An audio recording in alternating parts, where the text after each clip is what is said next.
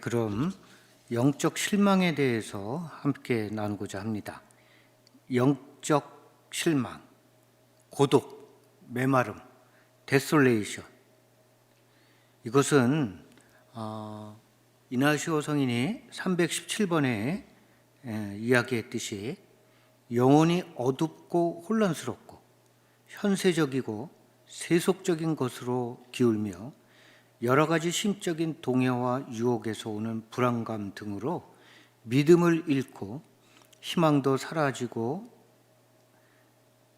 게으르고 냉담하고 슬픔에 빠져 마치 자기 창조주 주님으로부터 떨어져 있는 것처럼 생각되어지는 상태이다. 우리 대부분 이런 시간이죠.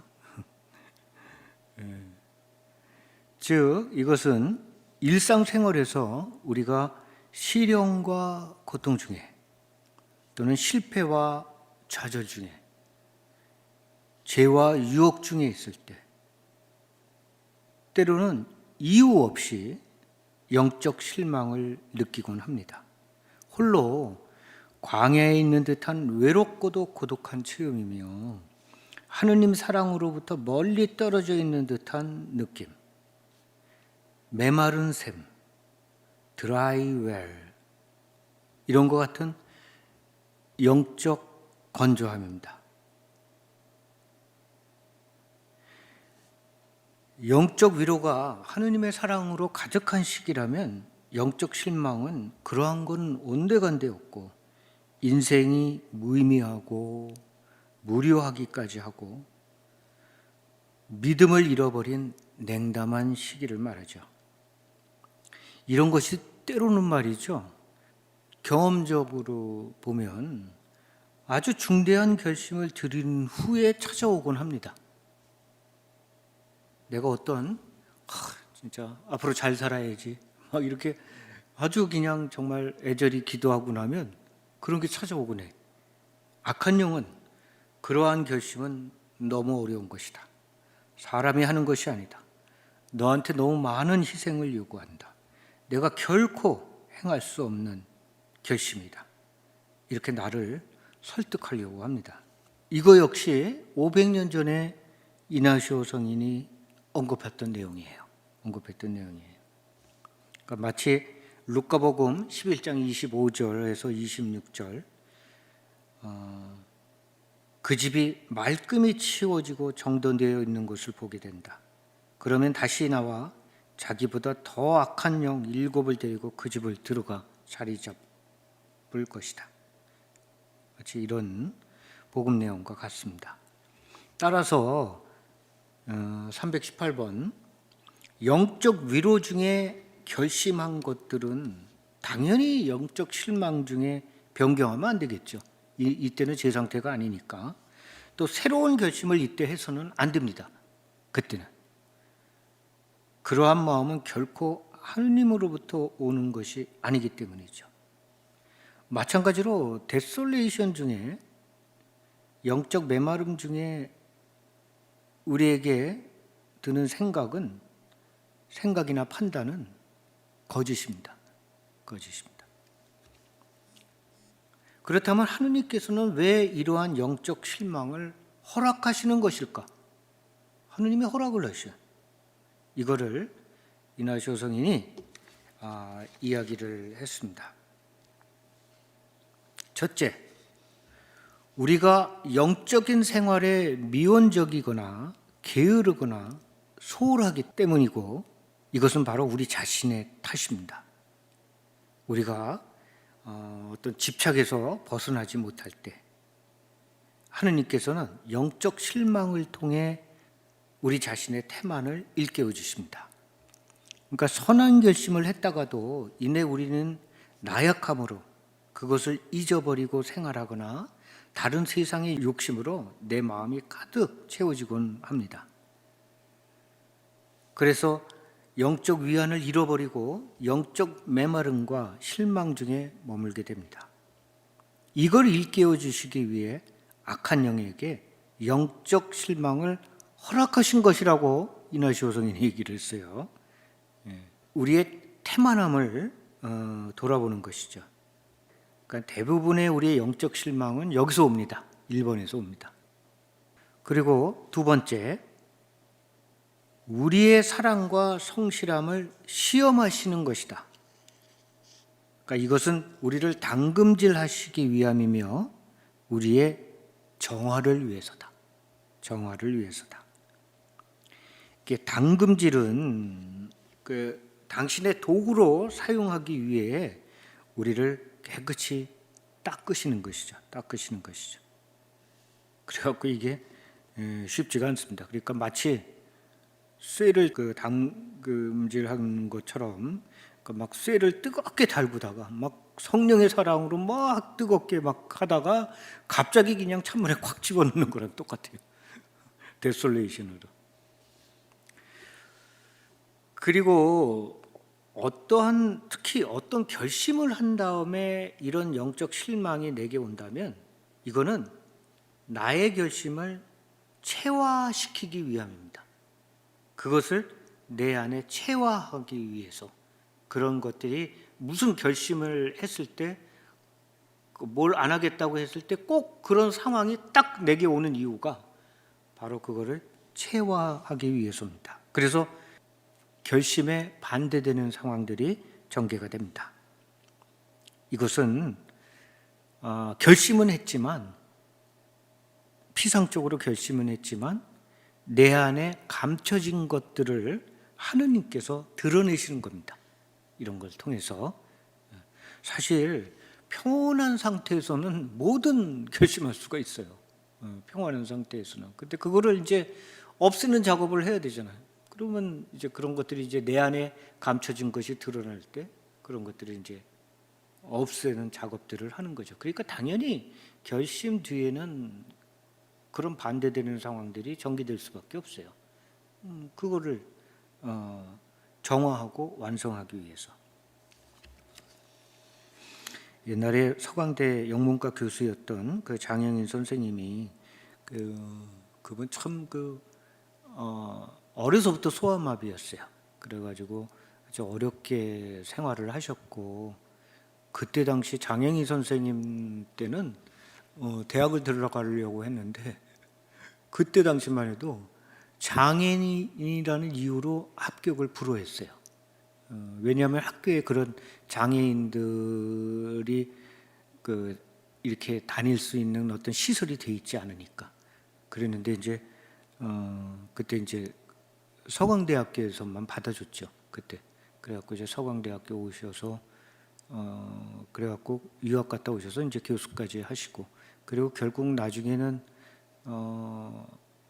제가 알기로는 40대 후반인가 그때쯤에 그때쯤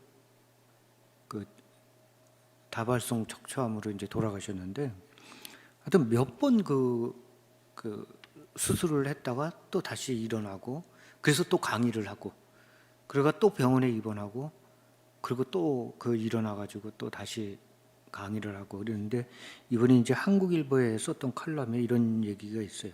신은 내게 다시 일어서는 방법을 알려주시려고 나를 다시 쓰러뜨렸다. 그런 구절이 참 저한테 마음에 와닿았었어요. 그래서 이런 것들이 보면은 예수님께서 우리를 당금질 하시는 거예요. 당금질 하시는 거예요. 그렇기 때문에 우리의 어둠과 상처 이런 것들도 우리를 당금질하고 우리를 정화시키는 작업이에요. 정화시키는 작업이에요.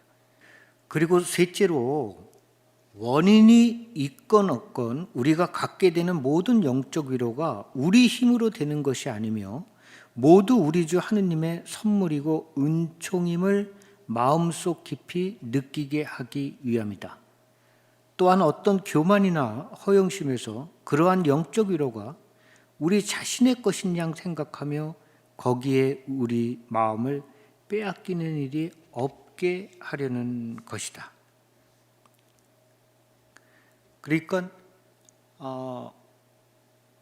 막 어떤 때 하느님의 사랑으로 막 충만한 마음이 들다가 좀 지나서 메마름 속에 우리가 있잖아요. 데솔레니 중에 있다면 전에 느꼈던 그 콘솔레이션, 영적 위안은 내가 만든 게 아니라 그게 주님의 은총이었구나 라는 것을 깨우치기 위해서. 그러니까 우리가 교만하지 않게. 그러니까 이것도 지난번에 말씀드린 대로 영적 교만에 대한 경고입니다.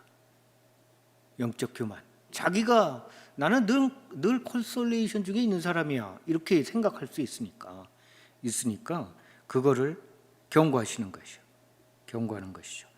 그래서 십자가의 성령안이 그렇게 얘기했다고 그랬죠.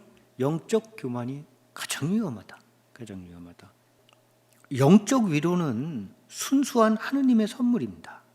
우리는 결코 그거를 스스로 만들 수 없습니다. 그러니까 어떤 행위나 무엇을 해서 내가 내적 평화를 얻었다면 그건 내가 만든 작품입니다. 그러니까 어떻게 하면 내 마음속에 평화가 있더라. 그건 내가 만든 평화야. 내가 만든 평화지 하느님께서 주신 평화는 아니란 말이에요. 우리가 일상생활 중에서도 보면 하느님 체험으로 가슴 뜨거워지는 순간이 있지만 후에 똑같은 체험을 했는데도 별다른 감흥을 못 느낄 때가 있죠. 전에는 이렇게 해갖고 막 하느님 사랑으로 뜨거워졌었단 말이에요. 근데 좀 지나서 다시 또 뜨거워지고 싶어서 그때 상황을 똑같이 재현했는데 그런 일이 없어. 그때 우리는 전에 체험했던 그 순간이 순수한 하느님의 은총임을 깨닫게 되는 겁니다. 그때 깨닫게 되는 겁니다. 따라서 우리가 위로 중에 있을 때는 그러한 은총이나 위로가 없는 실망 중에 있을 때 자신이 얼마나 보잘것없는지를 생각하며 되도록 자신을 겸손하게 낮추도록 노력해야 할 것이다 라고 324번에 얘기했습니다. 그러니까 보니까 이나쇼 성인도 영신수련에서 참 겸손에 대한 얘기를 참 많이 했어요. 그러니까 이게 진짜 그리스도교 신앙의 근간이란 말이에요. 근간이에요. 여기까지 이나시오 성인이 영신수련책에 이야기를 했습니다. 근데 저는 여기다가 한 가지를 덧붙였습니다. 네 번째, 우리가 영적 위안 중에 있을 때는 나는 가만히 있고 하느님이 나한테 사랑을 부어주는 순간이죠. 그거는 순수한 하느님의 선물이니까 나는 가만히 있는데 하느님께서 나한테 사랑을 부어주시는 순간이 영적 위로예요. 그리고 영적 실망 중에 있을 때는 이제 하느님, 이제 제 차례입니다. 당신은 가만히 계세요. 이제 제가 제 사랑을 당신께 내어드리겠습니다. 라고 내가 내 사랑을 그분께 내어드리는 시간입니다. 그래서 그때 우리는 굳은 믿음을 주님께 보여드리는 것이죠. 사랑을 받기 위해서 우리는 세상에 태어났다. 이건 너무 소극적입니다. 우리는 사랑을 하기 위해 이 세상에 태어났습니다. 그분께 사랑을 드리기 위해서 우리는 세상에 태어났습니다. 따라서 영적 실망 중에는 내가 하느님을 위해서 일하는 시간입니다. 영적 충만 중에서는 하느님께서 일하시는 시간이고 영적 메마름은 내가 일하는 시간입니다.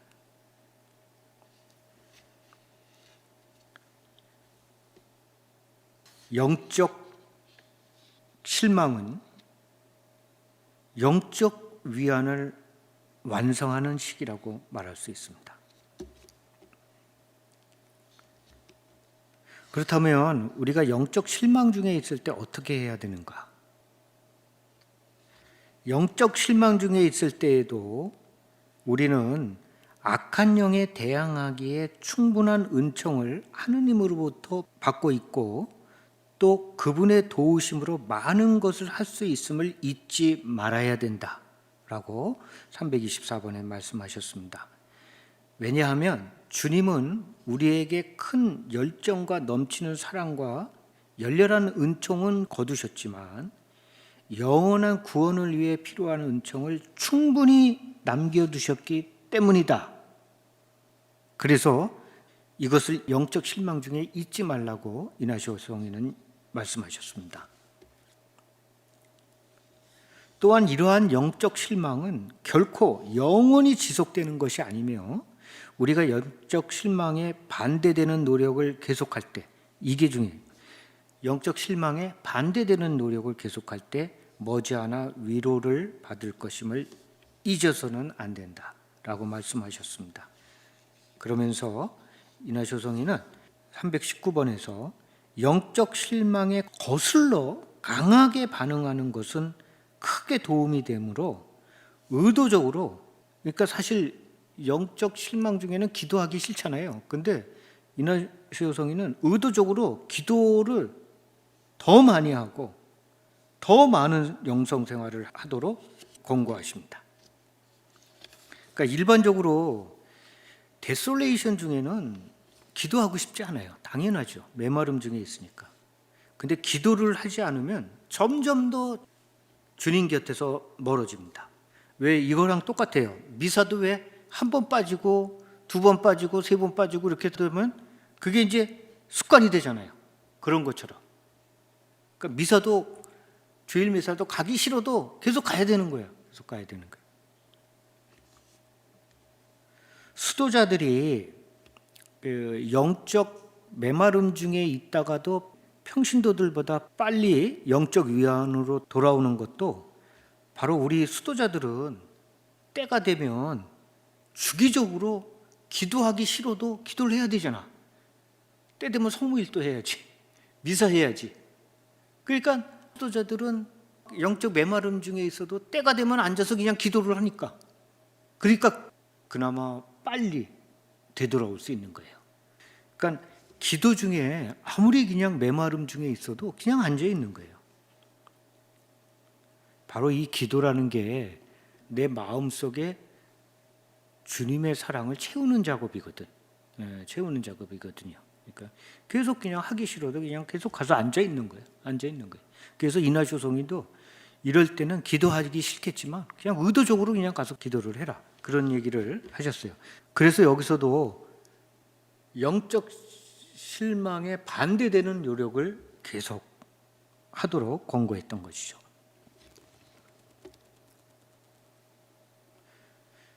또 악한 영은 우리가 유혹에 저항하여 정반대의 행동과 단호한 태도를 취하면, 여기에다 밑줄 쫙, 단호한 태도를 취하면 기력을 잃고 돌아가지만 반대로 우리가 겁을 먹고 유혹에 기가 꺾이면 더욱 기세를 내어 우리에게 달려오기 때문이다.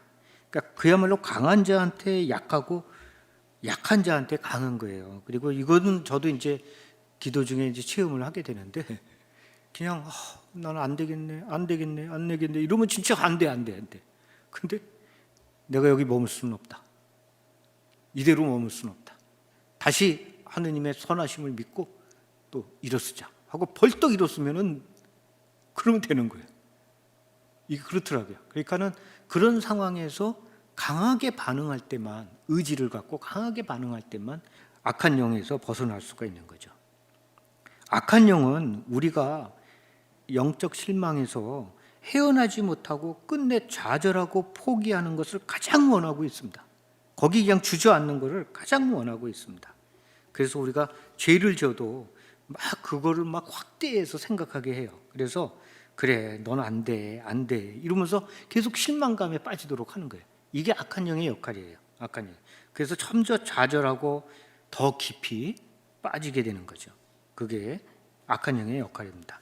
따라서 우리는 아무리 큰 죄나 좌절, 메마름 중에 있어서도 내가 아무리 힘들고 어려운 상황에 있더라도 주님께서는 이 상황을 헤쳐나갈 충분한 은총을 이미 주셨기 때문에 우리는 두려워하거나 실망하지 않고 그분의 자비심을 믿고 용기를 내서 주님께 나가는 것입니다. 실망과 좌절은 결국 우리를 더욱 헤어나지 못하게 할 뿐입니다. 용기를 갖고 일어서야 됩니다. 우리가 일상을 살아가다 보면 때론 광야의 고독과 시련으로 초대되곤 합니다. 초대되곤 합니다. 아무리 울부짖어도 하느님께서 침묵하시는 순간, 그러한 침묵은 예수님께서 세례를 받으시고 성령에 의해 인도되신 광야에서, 겟세마니 동산에서, 십자가 위에서 경험하신 침묵입니다. 예수님께서도 처절한 고독 속에서 아버지 저를 버리시나이까? 라고 울부짖으셨던 하느님의 침묵이죠. 우리는 이러한 하느님의 침묵을 일상 중에서도 경험하곤 합니다. 성모님 역시 가브리엘 천사가 떠난 후에 혼자 남아 자신의 다가올 현실을 깨닫고 마치 광야에 홀로 있는 듯한 두려움을 느끼셨을 것입니다. 그러니까 여기에 아주 중요한 포인트가 있습니다. 성모님께서 가브리엘 천사를 만나 예라고 말씀하셨던 순간은 영적 위로의 시간이었습니다. 영적 충만의 시간이었습니다. 이때는 누구든 예라고 말할 수 있습니다. 생각해 보세요. 오늘 여러분들이 집에 가셨는데 골목길을 지나가는데 천사가 나타나서 너는 하느님의 은총을 받았다. 근데 너는 앞으로 이런 고난을 겪을 것이다. 할 수 있겠느냐? 그러면 그때 그 충만함에 여러분들 누구든 예라고 대답할 거예요. 할 수 있습니다. 그렇게 대답을 할 거예요. 근데 문제는 할 거야? 예, 하겠습니다. 그랬더니 루카복음 1장 38절, 그런 후 가브리엘 천사는 떠나갔다. 떠나면 안 되지. 계속 나랑 같이 있어야지. 그냥 떠나가 버렸어.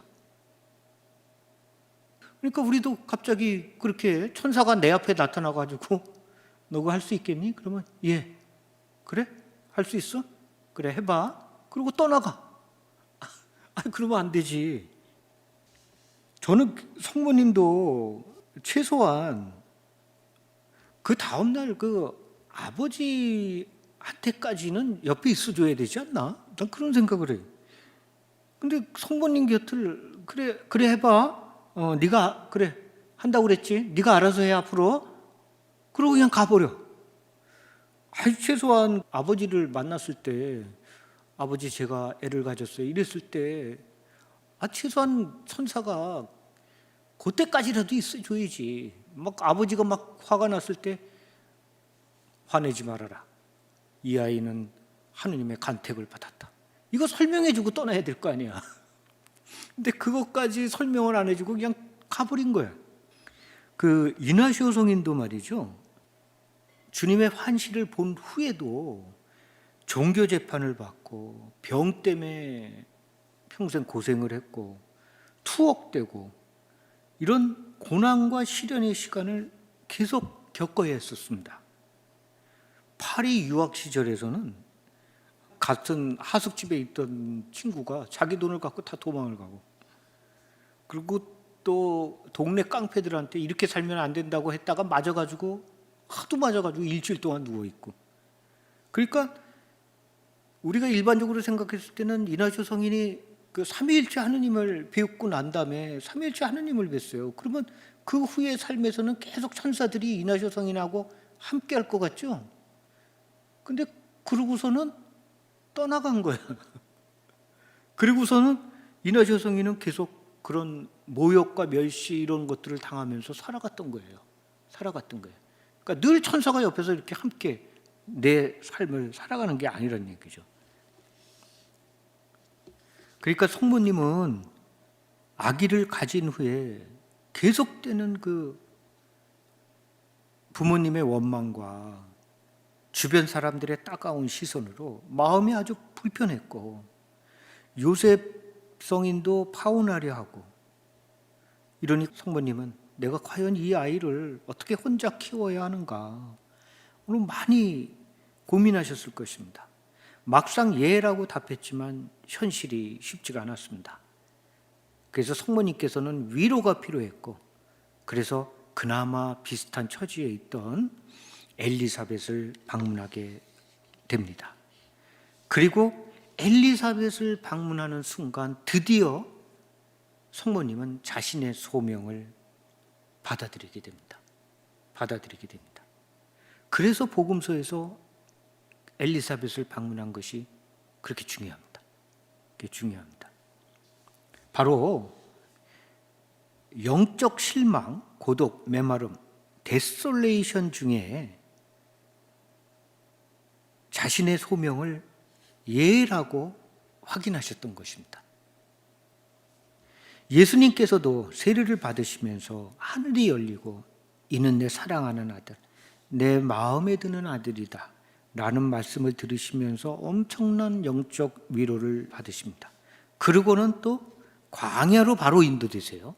광야로 바로 인도돼 갖고 영적 실망, 고독, 메마름, 데솔레이션의 시간을 보냅니다. 그러면서 그 광야에서 예수님은 자신의 소명을 받아들이시는 겁니다.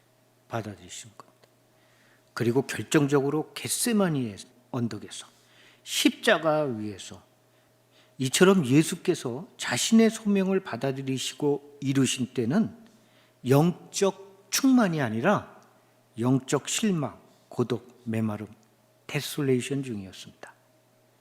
따라서 우리 역시 우리의 소명을 참으로 받아들이는 때는 영적 위안 중이 아니라 영적 실망 중입니다.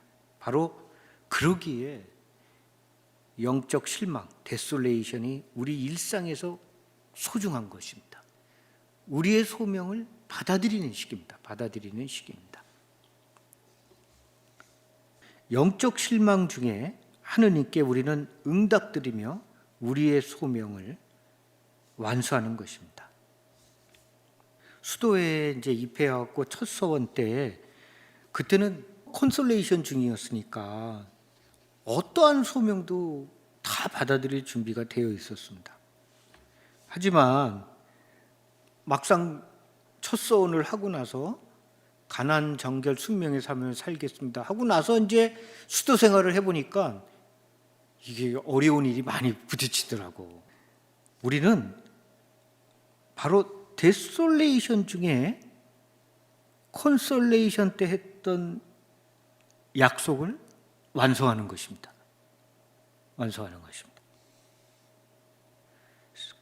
세례를 받는 순간 우리는 다 콘솔레이션 상태입니다. 그리고 세례를 받았을 때 우리의 소명은 바로 일상을 살면서 데솔레이션 중에 완성하는 것입니다. 결혼도 그렇잖아요. 결혼식장에선 콘솔레이션 중이잖아요. 요즘도 이렇게 하면 모르겠지만 뭐 눈이 오나 비가 오나 뭐 어려우나 기쁘나 즐거우나 그 사랑하겠습니까? 짝꿍을. 그러면 그때는 콘솔레이션 중이니까 예 하겠습니다 하잖아요. 그때는 다 예라고 한단 말이야. 그러니까 콘솔레이션 중일 때는 뭐든 할 수가 있다고 대답을 할 수가 있어요. 근데 결혼식 때 했던 그 콘솔레이션의 언약을 완성하는 건 언제야? 결혼 생활하면서 어려움에 처했을 때 바로 데솔레이션 중에 완성하는 것이란 말이에요. 그러니까 이 콘솔레이션만 있으면 안 돼. 데솔레이션 때 콘솔레이션을 완성하는 거야. 영적 메마름 중에 영적 충만을 완성하는 겁니다. 사실 좋을 때, 유혹이 없을 때, 욕망이 없을 때, 이때는 그때 다 한다고 해요. 그때 그런 상황이 없을 때는 그런 말을 우리가 할 수 있습니다. 영적 실망은 성모님과 예수님께서도 경험하셨던 우리 인생의 아주 일상적인 것입니다. 인생은 기본적으로 광야의 삶입니다.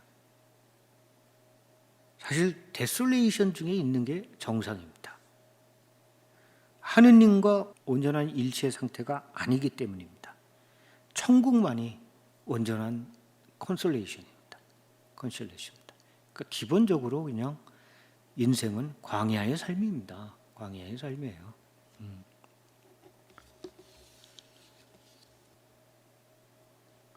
그러면 우리가 일상 중에 경험하게 되는 영적 실망과 고독 그리고 메마름 중에 우리가 무엇을 할 수 있을까? 저는 기본적으로 아브라함과 같은 굳센 믿음이 필요합니다. 이때 우리가 그러한 믿음을 지속적으로 간직할 때 실망은 머지않아 위로와 기쁨으로 바뀜을 체험할 수 있을 것입니다. 그러니까 아브라함과 같은 믿음, 이거는 주님의 선하심을 믿으니까 아들에게 칼을 들었던 거 아니에요. 그러니까 어떠한 상황에서도 주님의 선하심을 믿는 거죠. 그래서 아브라함과 같은 굳센 믿음이 이때 필요하다고 저는 말씀을 드릴 수 있어요. 그래서 이거에 대한 어떤 구체적인 예를 든다면 사랑을 실천하는 어떤 의미 있는 행동을 타인에게 함으로써 우리는 또 위로를 체험합니다.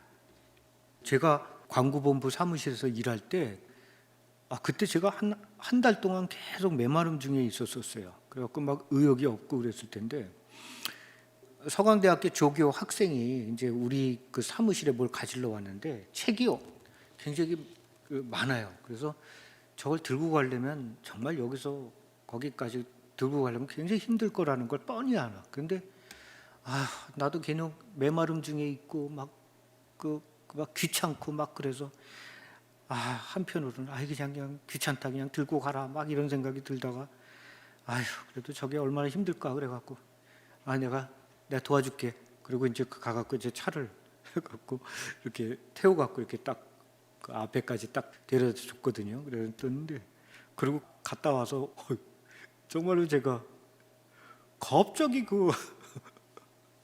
막 내 안에 충만함이 막 느껴지는 거예요. 그래가지고 이게 제가 그때 느꼈어요.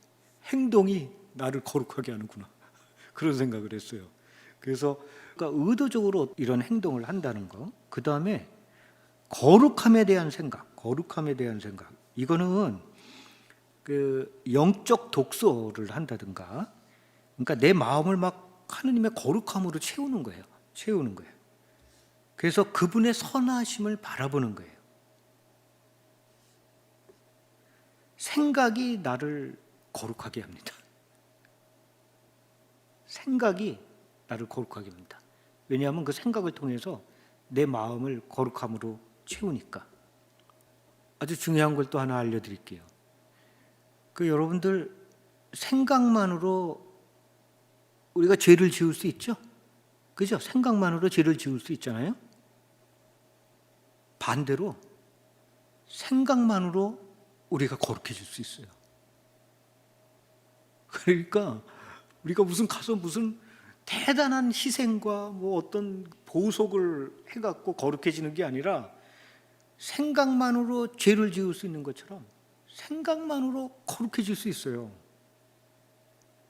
바로 우리 마음에 그 거룩함을 채우는 거죠. 그죠? 이거 아주 중요한 거예요. 그러니까 남들이 봤을 때는 아무것도 안 하는 건데 거룩한 사람이야. 왜냐하면 그 사람 마음 안에 그 사람 생각은 항상 거룩함으로 채워졌으니까. 이거 아주 중요한 얘기입니다. 그리고 하느님께 나 자신을 온전히 봉헌하는 기도. 그러니까 막 어려움과 고통 중에 있을 때 부분적인 의탁이 아니라 온전한 의탁을 하는 거죠, 하느님께. 그러니까 애절하고 처절한 기도 이런 것들. 우리가 죄나 어려움, 긴장, 불확실성 중에 예수님을 더더욱 가까이 느낍니다. 어떤 새로운 도전이 있거나 낯설음이 있을 때 우리는 긴장하게 되고 주님께 아주 온전하게 의탁하게 됩니다. 그러니까 불편함과 낯섦 그리고 불확실성이 있어야 우리는 주님을 찾습니다. 사실 보면은 우리가 부분적인 의탁과 온전한 의탁이 있는데, 저는 지난번에 말씀드렸듯이 호주에서 한 3, 40년 아주 어렵게 지냈던 사람들 이렇게 보면, 야, 정말 어떤 때는 면담을 하면서 어떻게 이렇게 살아왔을까라는 생각이 들 정도로 그렇게 어려움을 겪으셨는데, 이분들은 정말 하느님밖에 의탁할 곳이 없잖아요. 근데 이분들 이렇게 얘기를 들으면서 내가 이렇게 이분들처럼 이렇게 애절하게, 정말 나는 진짜 당신 없으면 나는 죽습니다. 오로지 당신만이 나의 희망입니다. 제게 당신의 자비를 베풀어 주소서. 당신만이 해주실 수 있습니다라는 애절한 기도를, 내가 저분들처럼 저런 애절한 기도를 지금껏 몇 번이나 드렸나? 한번 생각해 봤어요. 여러분도 한번 생각해 보세요. 일생을 통해서 오로지 당신만이 나의 희망입니다라고 의탁한 그런 기도가 몇 번이 있었을까? 글쎄, 저도 그걸 가만히 성찰을 해보니까 10번이 안 되는 것 같아. 대부분은 이거는 내가 알아서 하고, 그러니까 내가 알아서 하는 거는 예수님이 참견 안 했으면 좋겠어. 그리고 내가 못하는 건 예수님이 눈치껏 빨리 와서 나를 도와줬으면 좋겠어. 그리고 때로는 의탁을 해서 이게 또 뭐 이걸 또 주님이 해주실까? 그냥 또 혹시 모르니까 보험처럼 기도하는 거야. 해주세요. 그리고는 그냥 잊어버려. 이게 바로 부분적인 의탁입니다. 사실 우리가 기도를 하면서 그렇게 애절하고 온전한 의탁이 있었을까? 그런 것들이 흔치가 않아요. 그러니까 우리가 언제 주님을 찾냐 하면은 익숙하고 예측 가능하며 안정적일 때는 주님을 찾지 않습니다. 그런 우리 교만 때문입니다. 교만 때문입니다. 그래서 우리가 이런 어려운 상황에 처하지 않으면 주님을 찾기는 하는데 애절하게 찾지는 않아. 그러니까 어떻게 보면은 이런 애절한 가난함이나 부족함, 긴장 상태를 어쩌면은 하느님이 우리를 부르시는 축복의 부르심인지도 몰라요. 축복의 부르심인지도 몰라요. 그러니까 이런 상황은 어떤 육적, 정신적 불편함은 물론이고, 우리가 어떤 유혹과 욕망, 그리고 상처 중에서도 마찬가지죠. 마찬가지입니다. 그리고 의도적으로 적극적인 사랑의 마음을 하느님께 표현하는 겁니다. 우리는 말이죠, 여러분들, 그거 아주 중요한 차이인데, 아주 존경스러운 직장 상사를 모시는 게 아닙니다. 우리는 아주 존경스러운 직장 상사, 그래서 그분은 아주 덕도 많고 하시는 말씀도 아주 지혜로워서 그 사람을 우리가 섬기는 게 아닙니다. 우리는 그런 존경스러운 직장 상사가 아니라 나를 사랑하는 아버지를 모시는 겁니다. 다르죠. 사랑하는 아버지, 그러니까 의도적으로 사랑의 감정을 그분께 드리는 거예요. 아버지께 사랑의 감정을 드리는 거예요. 근데 사실 존경하는 직장 상사한테는 그렇게 사랑하는 감정까지 꼭 줄 필요는 없잖아요. 그냥 존경만 하잖아요. 그냥 아주 훌륭한 위인 이런 사람들 말이에요. 그냥 존경만 하는 거지 무슨 사랑까지 드릴 필요는 없는데, 우리는 그런 존경하는 직장 상사가 아니라 나를 사랑하는 아버지이기 때문에 그 아버지한테 내어드리는 그 사랑의 감정, 그거를 갖다가 의도적으로 드리는 거예요. 근데 이런 것들이 남녀 간의 사랑도 아마 경험해 보신 분들 알겠지만, 초창기에 만나면 그냥 얼굴만 봐도 그냥 저절로 그냥 사랑의 감정이 막 올라오는데, 근데 이제 나중에 이제 한 10년, 20년 되면 그때는 내가 사랑의 감정을 내어주는 거예요. 그런 거지. 저절로 가만히 얼굴만 봤는데 그런 감정이 막 올라오는 게 아니란 말이에요. 그래서 제가 오래전에 에미 메리지 인카운터 프로그램이 있는 데를 한번 지나가다가 그 현수막을 봤는데 거기 이렇게 써 있더라고요. 당신은 사랑하기로 결심하셨습니까? 그러니까 부부 사이에서도 이런 의지적인 노력이 필요한 거예요. 의지적인 노력이 필요한 것처럼, 그러니까 예수님께도 그 의지적인 사랑의 감정을 드리는 거예요. 잘 안 될 때는 그냥 의지적으로 그냥 막 만드세요. 안 될 때는 그런 식으로 하는 거죠. 그리고 무엇보다 하느님께 그리고 다른 사람들에게 자신을 한없이 낮추는 겸손, 바로 이것으로 우리는 영적 위로를 체험할 수 있습니다. 제가 누차 얘기마저 말씀드리지만 이 겸손은 말이죠, 맞는 키야. 맞는 키. 다 열려. 겸손으로 하면은 정말 우리 인간 사회에서, 그리고 우리가 그리스도의 영성을 이렇게 살아갈 때 그게 안 풀릴 때는 이 겸손이라는 맞는 키로 열어봐. 다 열려. 이건 맞는 키예요. 바로 이러한 것들이 영적 실망을 거슬러 강하게 자신을 반응시키는 노력입니다. 즉, 기도와 행동을 통해 나를 예수님 사랑으로 채우는 것입니다. 그리고 이때 필요한 것이 주님의 선하심을 믿고 용기를 내서 일어나 그분께 달려가는 것입니다. 우리가 늘 영적 위로 중에 머물고 있으면 좋겠지만 우리 자신의 나약함으로, 그리고 또 세상이 우리를 내버려 두지 않습니다. 나는 잘 살고 싶은데, 나는 좀 회심하고 변하려 하는데 세상이 나를 놔두지 않습니다. 그대로. 제가 오래전에 그 돌아가신 미국 신부님이 그런 얘기를 했어요. 피정이 이제 끝나면 항상 마지막 때 이렇게 얘기를 한대요. 여러분은 피정을 하셨지만 여러분의 원수는 피정을 안 했습니다. 여러분들이 다시 일상으로 돌아가면 그 사람들은 전하고 똑같을 것입니다.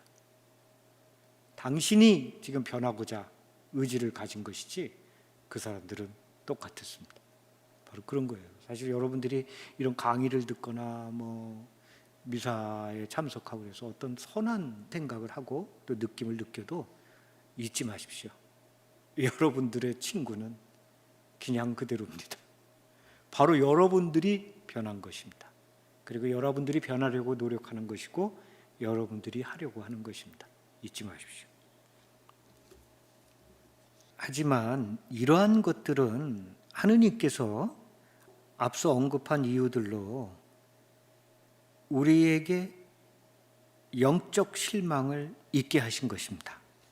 그러니까 세상도 나를 가만 놔두지 않을 뿐더러 어떤 상황들이 계속해서 나를 영적 실망 중에 있게 한다면 그런 모든 것들은 앞서 언급한 대로 그런 이유로 하느님께서 허락하신 것입니다. 그리고 무엇보다 하느님의 뜻을 완성하는 것은 컨솔레이션이 아니라 데솔레이션입니다. 컨솔레이션 중에 있었던 하느님의 사랑을 우리는 바로 데솔레이션 중에 완성하는 것입니다. 따라서 우리는 데솔레이션을 소중하게 생각합니다. 데솔레이션은 하느님의 침묵이 흐르는 곳이고 고통과 시련뿐만이 아니라 인생의 무력감과 무료함, 그리고 죄 중에 있을 때를 말합니다. 하지만 지금 우리가 영적 실망 중에 머물러 있기에 영적 위로가 없어진 듯 보여도 우리에게 있었던 영적 위로를 추억하며 그 기억으로 우리는 살아갑니다. 사랑하는 사람이 멀리 떠나 비록 지금 함께 하지 않기에 전과 같이 그 사람과 사랑을 나눌 수는 없지만 내게는 사랑하는 사람이 있고 멀리서나마 여전히 나를 사랑하고 있음을 우리는 압니다. 그리고 언젠가 다시 만나 함께하며 사랑을 나눌 수 있음도 압니다. 따라서 내게 있었던 영적 위로의 기억은 내게 용기를 주고 하느님과의 관계를 추억하며 그분의 사랑을 확인하게 됩니다. 언제이고 함께할 시간을 희망을 가지고 기다릴 뿐입니다. 영적 고독이 깊을수록 찾아올 영적 위로는 그만큼 하나가득 응총임을 우리가 알고 있기 때문입니다. 앞서 언급한 대로 영적 위로가 하느님께서 내게 당신의 사랑을 보여주신 거라면 영적 실망 중에는 내가 그분께 내 사랑을 보여드리는 것입니다. 영적 위로 중에는 우리는 기름진 땅에서 샘물을 찾는 것입니다. 영적 위로 중에는. 영적 실망 중에는 메마른 땅에서 샘을 찾는 것입니다. 사실 은총이 충만한 가운데에서는 누구든 쉽게 샘물을 찾을 수 있습니다. 하지만 영적 실망 중에는 쉽게 찾을 수가 없습니다. 그렇기 때문에 그 샘물이 더 소중하고 가치가 있는 것이죠. 우리가 참으로 하느님께 내 사랑을 보여드리는 것은 바로 영적 실망 중입니다. 컨솔레이션 중에는 내가 영광을 받고 데솔레이션 중에는 하느님께서 영광을 받으시는 겁니다. 바로 이 데솔레이션 때 바로 우리에게 주어진 십자가를 받아들이고 사랑하는 것이죠. 데솔레이션은 하느님께서 침묵하는 시간이 아니라 사실은 기다리시는 시간입니다. 기다리시는 시간입니다. 하느님의 뜻은 콘솔레이션이 아니라 데솔레이션 중에 완성되기 때문입니다. 따라서 우리는 타볼산 위에서 마냥 머물 것이 아니라 타볼산을 내려와야 됩니다. 마태복음 17장 1절에서 9절. 베드로는 타볼산에서 예수님께서 거룩히 변모하시는 그 모습을 보면서 엄청난 영적 충만 중에 머뭅니다. 그래서 거기다 집을 짓고 그 콘솔레이션 중에 그냥 계속 살고 싶었던 거예요. 거기 머물고 싶었던 거예요. 근데 예수님께서는 그런 베드로에게 말씀하시죠. 베드로야, 내려가자. 내 일상으로, 데솔레이션으로 내려가자. 바로 예수님께서는 베드로를 데솔레이션으로 초대하십니다. 우리는 마냥 콘솔레이션 중에 머물 수는 없습니다. 인생 그 자체가 데솔레이션입니다. 마치 우리는 하느님의 은총과 단절된 것 같이 삶을 살아가고 있기 때문입니다. 세상에는 참으로 수많은 데솔레이션이 있습니다. 그리고 하느님께서는 이를 통해 당신의 뜻을 완성하십니다. 인생은 세상으로의 육화이며 데솔레이션으로의 파견입니다. 그러니까 바로 인생은 광야의 삶이잖아요. 바로 우리는 광야로 파견되는 겁니다. 데솔레이션으로 파견된 사람들이 그것이 바로 우리의 인생입니다. 그래서 우리는 타볼산 아래 우리의 일상이 있는 곳에서 머물러야 됩니다. 그 아기예수 데레사 성녀도 그런 말씀을 하셨어요. 사랑으로 산다는 것은 타볼산 꼭대기에 천막을 치는 것이 아닙니다. 예수님과 함께 갈바리아 산을 오르는 것이며 보물 같은 십자가를 바라보는 것입니다. 라고 데레사 성녀도 말씀을 하셨습니다. 우리의 일상생활은 영적 위로와 실망, 메마름의 반복입니다. 늘 뜨거움만 있는 것이 아닙니다. 저도 마찬가지입니다. 늘 뜨거움만 있는 것이 아닙니다. 열이라면 그 중에 한두 번 또는 두세 번의 뜨거움이 있습니다. 그 한두 번, 두세 번의 뜨거움을 믿고 열을 살아가는 것입니다. 열을 살아가는 것입니다. 이나쇼 성인은 이러한 영의 활동을 영신수련 피정 중에 우리가 식별해야 할 것으로 소개하였지만 우리는 세상을 살아가면서도 계속 이러한 영의 활동을 식별해야 됩니다. 그것이 바로 양심성찰이라고 말씀드렸습니다. 악한 영이나 선한 천사는 피정은 물론 우리 일상 중에도 계속 활동하고 있기 때문입니다. 성령께서 늘 일하고 계신 것처럼 악한 영도 늘 일하고 있다는 걸 잊지 마십시오. 악한 영도 늘 일하고 있습니다. 따라서 우리는 이러한 영의 활동이 자연스러운 영적 여정임을 받아들여야 됩니다. 그리하여 영적 실망과 메마름 중에 있을 때 의기소침하거나 두려워하기보다는 그 상황을 거부하지 않고 인생의 한 부분으로 그저 있는 그대로 받아들이며 굳은 신뢰와 사랑을 잃지 않고 살아가는 것이 중요합니다. 데솔레이션은 우리가 하느님께 예라고 응답하는 시기이며 그분을 참으로 만나는 시간입니다.